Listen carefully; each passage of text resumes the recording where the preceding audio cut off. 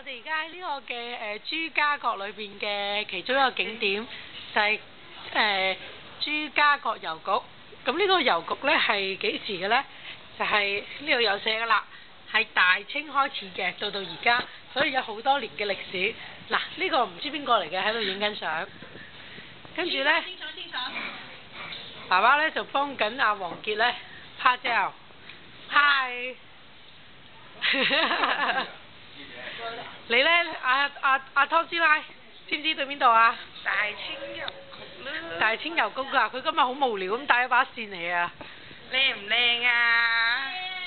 呢位咧，湯生，有咩意見啊？對於呢度，你估呢度有幾多年嘅歷史啊？2000年啊，2001年5月公佈哦。好，到你，我揸住啊，到你講。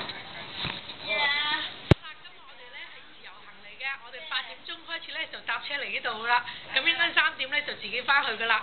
咁今日個報道係咁啦，完畢，拜拜。